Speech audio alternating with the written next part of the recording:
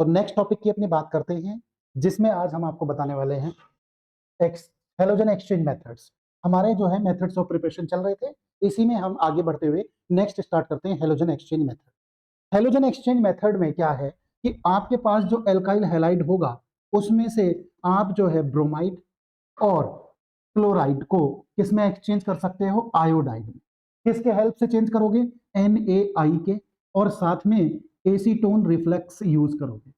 Acetone reflex use करोगे तो इसमें ये कंडीशंस आपको याद रखनी है। कैसे, देखिए, CH3 CH2 Br, ये आपके पास ब्रोमाइड वाला है।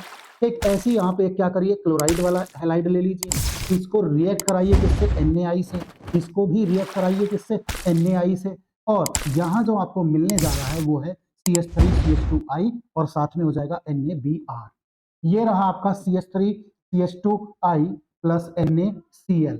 एसीटोन रिफ्लेक्स यहां पर लिख दीजिए, एसीटोन रिफ्लेक्स, ठीक है, क्लियर। इसका यूज इसलिए करते ताकि रिएक्शन वापस ना हो, रिवर्ट ना हो जाए। और this reaction is called Finkelstein reaction. क्या नाम है इस रिएक्शन का, इस रिएक्शन का नाम है फिनकल-स्टीन रिएक्शन। ये भी याद रखिएगा, बहुत ही इंपॉर्टेंट है आपके लिए, क्योंकि नेम रिएक्शन भी बोर्ड एग्जाम में आपसे पूछी जाती है। चलिए नेक्स्ट पर पहुंचते हैं। नेक्स्ट आती है हमारी श्वार्ट्ज रिएक्शन। श्वार्ट्ज रिएक्शन में जो हम करेंगे, सेम वर्क करेंगे, किसी भी एल्किल हैलाइड से, यानी कि वही ब्रोमाइड और क्लोराइड से एक्सचेंज करेंगे किसको, फ्लोराइड को। इस बार किसको एक्सचेंज करने वाले, फ्लोराइड को। पहले आयोडाइड लाए थे, उसके लिए AgF, Hg2F2, COF2 और SbF3 ये हम यूज कर सकते हैं। इसमें भी कुछ बुक में COF3 लिखा रहता है, उससे कोई ज्यादा डरने की जरूरत नहीं है, वो 3 ऑक्सीडेशन स्टेट में होता है, कोई प्रॉब्लम नहीं।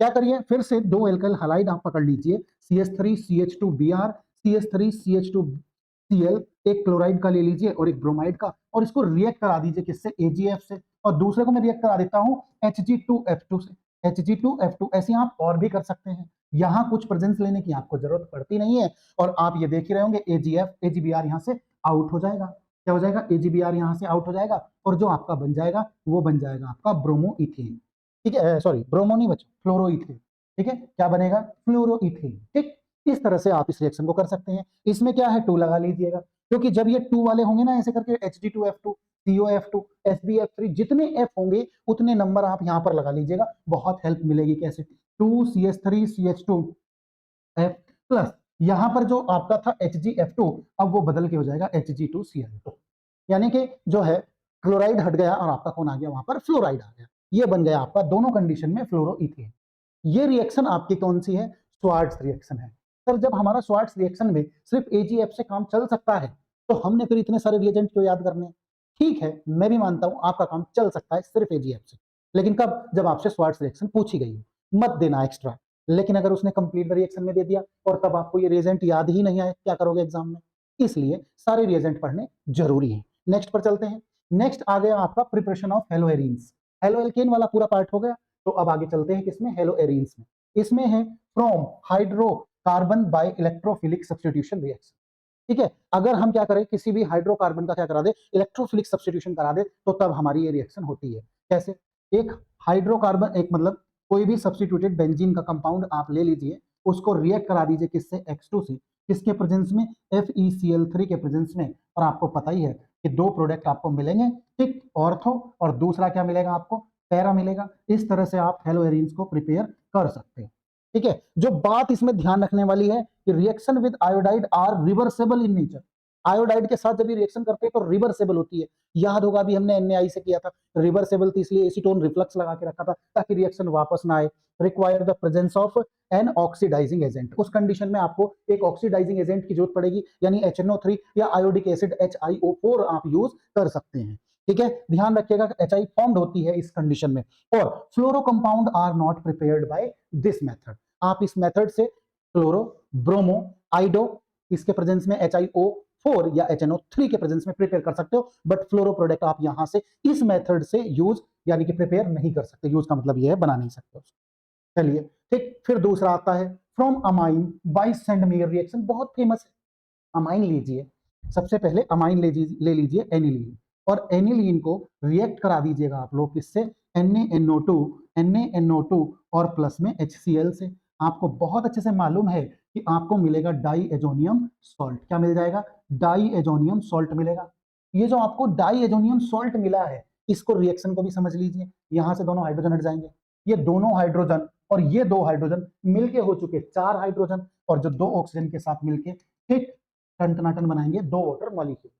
आगे पहुंचते हैं इससे समझने के लिए। Na और Cl, ठीक है, यहां पर आपका क्या बन गया?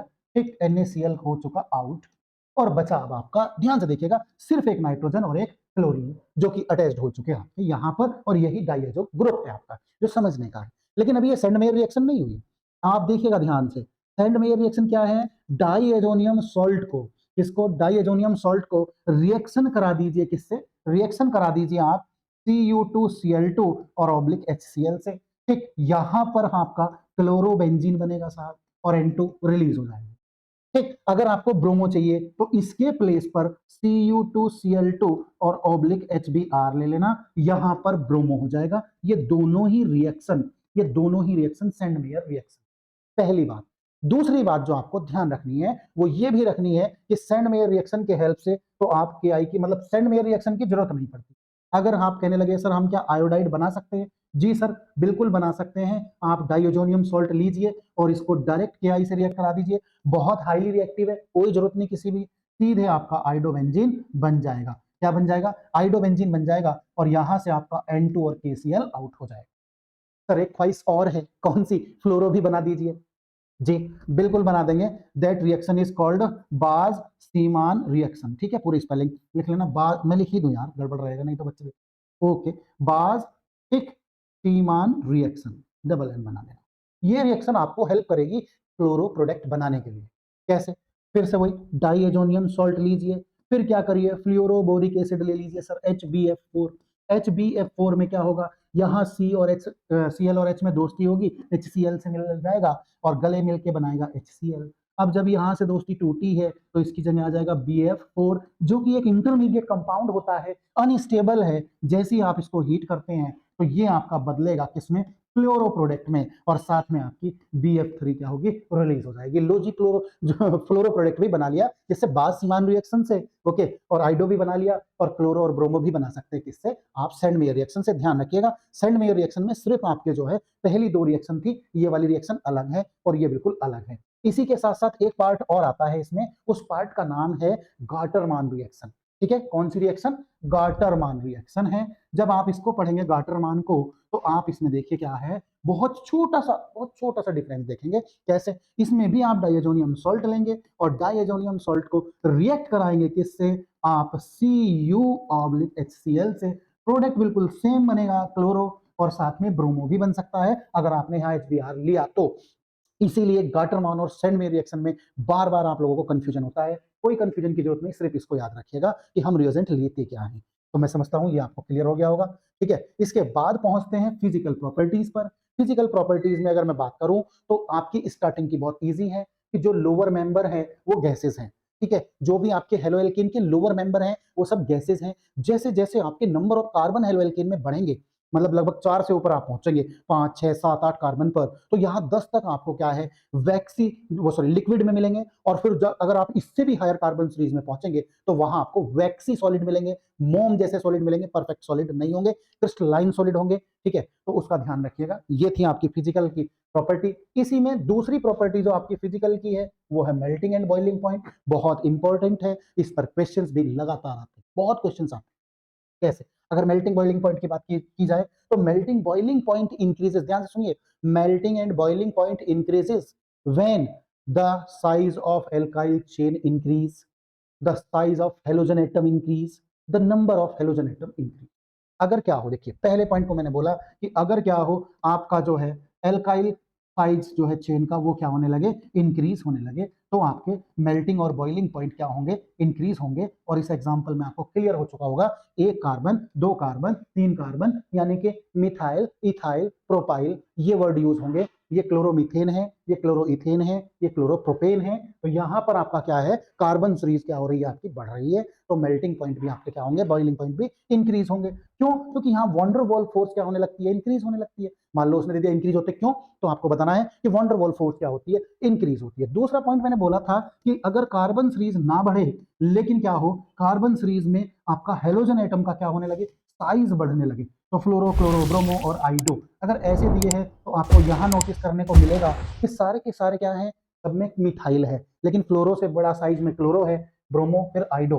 तो आपको मालूम ही है हेलोजन में ऊपर से नीचे आने पर साइज इंक्रीज होता है, तो वही आपका बॉइलिंग पॉइंट भी क्या होने लगेगा, इंक्रीज होने लगेगा। और तीसरा जो इंपॉर्टेंट पॉइंट है वो है आपका number of halogen atom. CH3Cl में एक क्लोरीन है, CH2Cl2 में 2 क्लोरीन है, CHCl3 क्लोरोफॉर्म में 3 है और कार्बन टेट्राक्लोराइड CCl4 में 4 हैं। नंबर ऑफ हेलोजन एटम के इंक्रीज होने पर भी आपके जो है बॉइलिंग पॉइंट क्या होते हैं, इंक्रीज होते हैं। बहुत इजी था, लेकिन इसके बाद भी मैं आपसे रिक्वेस्ट करूंगा कि इसमें एक और इंपॉर्टेंट पॉइंट है, चलिए वो मैं पीछे ही डिस्कस कर यहीं बता देता हूं आपको, ठीक है? एक मिनट पीछे ही बता देते हैं यहीं पर। क्या है कि अगर आपको क्या दिए गए हों, आइसोमरिक एल्काइल हैलाइड दिए गए हों, जिसमें ना तो हेलोजन बढ़े, ना कार्बन बढ़े, ना हाइड्रोजन बढ़े, तब उनका बॉइलिंग पॉइंट कैसे होता है, ध्यान से देखिएगा। मेरे पास है CH3 CH2 CH2 CH2Cl, ये एक मेरे पास कितने 5 कार्बन एटम का एक हेलोजन है। मैंने अगली बार क्या किया कि CH3 CH CH3 तीन ही हो गए, CH2 और CH2Cl ये लिख लिया। उससे अगली बार मैंने क्या किया, देखो ध्यान से कि CH3 C CH3 और CH3 और CH2Cl। तो क्या हो रहा है, ब्रांचिंग इंक्रीज हो रही है। जैसे जैसे ब्रांच आपकी इंक्रीज होगी बॉइलिंग पॉइंट डिक्रीज होते हैं। क्यों? क्योंकि due to their more compact structure they are not easily fit in their crystal lattice due to which the density of the compounds decreases। मतलब ये जो बोला है मैंने हिंदी में बोल देता हूँ, देखो ये अपने क्रिस्टल लैटिस में इजीली फिट होगा, ब्रांचिंग होने पर थोड़ा कम होगा, स्पेस बचेगा मॉलिक्यूल्स में, डेंसिटी लो हो जाएगी। डेंसिटी लो होती है तो आपको पता ही है बॉइलिंग पॉइंट भी लो होते हैं। यहाँ पर और ज्यादा हो जाएगी क्योंकि ब्रांचिंग ऊपर नीचे है। तो ये इसका सिंपल वर्ड है और इंग्लिश वर्जन तो मैंने बोला ही था। अगर नहीं समझ में आया लाइन को फिर से एक बार रिमाइंड करके आप देख सकते हैं। अब इससे अगर आगे बात की जाए हेलोएरिन में, तो हेलोएरिन में आप चेक करेंगे कि ये ऑर्थो, मेटा और आपकी पैरा पोजीशन है। तो बॉइलिंग पॉइंट आप चेक करेंगे सबसे ज्यादा जो आपके किसमें आ रहे हैं, ऑर्थो में, फिर पैरा में और सबसे कम मेटा पोजीशन में है। और मेल्टिंग पॉइंट की अगर बात करें तो सबसे ज्यादा किसमें है, आपका पैरा वाली में है, ठीक। फिर उसके बाद नहीं, यहाँ पर हाँ सही है, पहले पैरा वाली में है, इसमें ये है, ठीक है। इनको थोड़ा याद रखना, हेलोएरिन्स पर कॉम्प्लिकेटेड है, कोई सीक्वेंस नहीं है, कोई खास रीजन भी नहीं है, इसलिए ये पूछे भी कम जाते हैं। लेकिन फिर भी ये एनसीईआरटी का ही क्लिक है, ध्यान रखिएगा क्योंकि पूछ तो हो सकता है। डेंसिटी, डेंसिटी तो भैया बिल्कुल आपको लिख देना है as it is melting and boiling point. जैसे जैसे आपकी मेल्टिंग और बॉइलिंग पॉइंट की बताई थी मैंने कि कार्बन बढ़े, कार्बन नंबर बढ़े, या तो साइज ऑफ हेलोजन एटम बढ़े, या तो नंबर ऑफ हेलोजन एटम बढ़े, हर एक केस में इलेक्ट्रिक डेंसिटी बढ़ेगी। और दूसरा ध्यान से देखिए, जब आपका आइसोमेरिक एल्काइल हैलाइड हो जिनमें ब्रांच बढ़े तो डेंसिटी कम हो जाएगी, बिल्कुल सेम वही है। सॉल्युबिलिटी की बात करते हैं, अगर सॉल्युबिलिटी करें तो हेलो एल्केन क्या है, लेस सॉल्युबल है, लेस सॉल्युबल है। However their solubility decrease with increase the carbon chain. Less soluble क्यों है, क्योंकि इनमें ना तो हाइड्रोजन बॉन्डिंग की कंडीशंस है, ना ही कोई और स्पेशल कैटेगरी है। तो क्या होगा, जैसे जैसे आपकी क्या है कार्बन चेन सीरीज बढ़ेगी तो आपके क्या है जो सॉल्युबिलिटी है वो डिक्रीज होगी। कई बार सिर्फ बच्चे मॉलिक्यूलर मास पर डिपेंड हो जाते हैं कि मॉलिक्यूलर मास इन प्रॉपर्टीज को लर्न कर लेते हैं। जी नहीं, आपको पूरा लर्न करना चाहिए। तो ये थी आपकी फिजिकल प्रॉपर्टीज, इसके बाद हम करेंगे केमिकल प्रॉपर्टीज। Thank you.